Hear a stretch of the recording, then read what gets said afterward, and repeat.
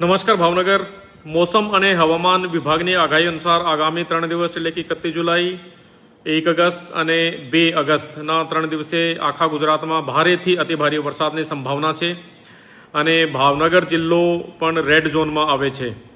એમાં સાવચેતીના રૂપે અમે એક તો કાલે 31 તારીખની તમામ કોલેજ સ્કૂલ આંગણવાડી ટ્યુશન ક્લાસ ત્યાં રજા જાહેર કરી છે। બીજું તમામ અધિકારીઓ અને કર્મચારીઓને કડકાઈથી એટલે કે હેડક્વાર્ટર ઉપર જ રહેવાના સૂચના આપ્યા છે। ત્રીજું આમ જે જનતા છે ભાવનગર આખા જિલ્લાને મારો ખાસ અનુરોધ છે કે કોઈ નીચાણવાળા વિસ્તારમાં રહેવાનું નહીં અને જ્યાં પાણી ભરાય કોઝવે હોય નાળું હોય ત્યાંથી પસાર થવાનું નહીં। પોતાના જે પશુધન છે એને ખુલ્લું રાખવું છે અને ટૂંકમાં આગામી 3 દિવસ ભારે વરસાદની સાથે સાથે ભારે પવનની પણ શક્યતા છે। એટલા માટે ખુલ્લા કોઈ ટીન શેડ કોઈ હોર્ડિંગ હોય છે એને પણ હટાવવાનું છે।